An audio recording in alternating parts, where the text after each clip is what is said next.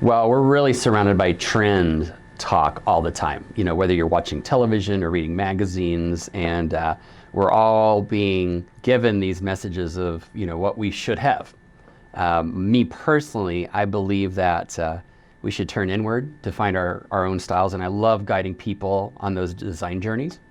But trends are important. They inform us, and like last year in particular, I think our post-pandemic world was all about getting back to natural settings and natural materials, and a couple of leading trends at the time were like Scandinavian, and not just from like the stylistic furniture, but I think those natural materials, natural finishes.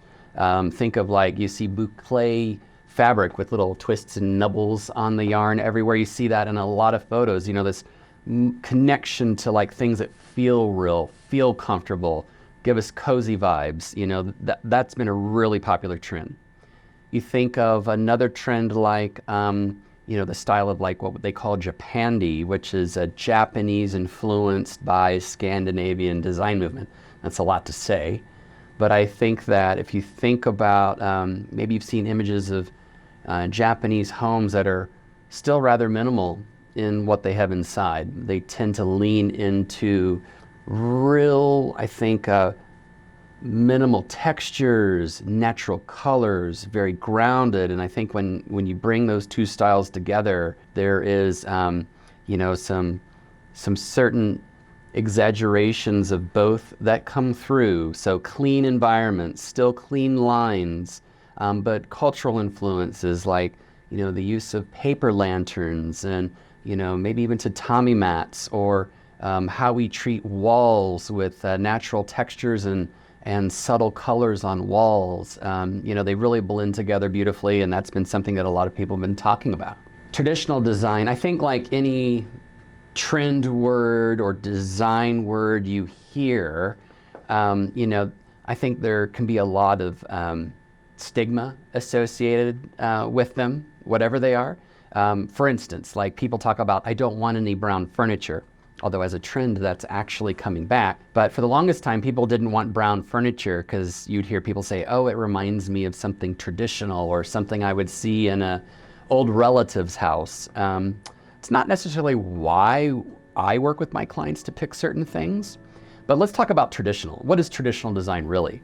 I think that traditional design is picking up on historical context, so things that were done in the past, whether that is say neoclassical design elements, things that may have more embellishment. I also think of traditional design as something that's very layered. So if you go into a room that has lots of layers, whether it's, how we design draperies with trims, or multi-layers with outer draperies and sheers behind them, or, say expressive patterns on carpets, or even in upholstered furniture, just layers and layers of things that make an environment feel more full.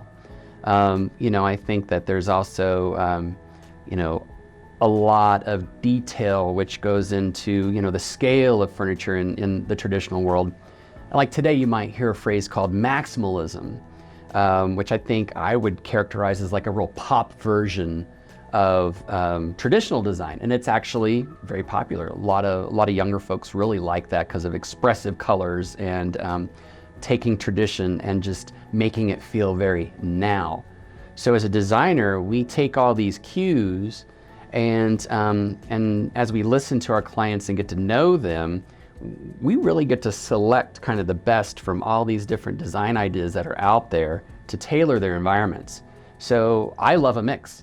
And when I work with clients, I tend to find that almost everybody really is a mix of a lot of things. So we pick things that may be a little trend, maybe a little traditional, and we bring them together to create environments that are really special for them. Yeah, well, let's talk about other styles that are really popular. I think also post-pandemic, but I also spent some time in California. And in California, because of the climate, a very Mediterranean climate, the connection from indoors to outdoors is really important. People love the ability to just, exist inside their house and be able to walk out, and maybe they even have a dining table and chairs outside of their formal walls, if you will. Yes, the Mediterranean style has been very popular.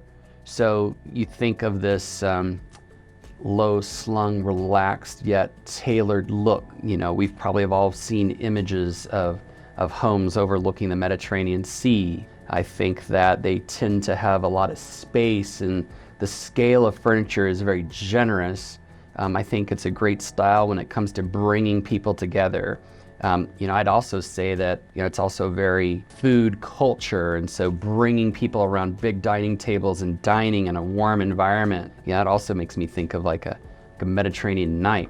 So that's been very popular, and I think that whole relationship between indoors and outdoors is not going to go away. We are human, and we still need to be tied to our environment, whether we're inside or out, and why not blend both of them?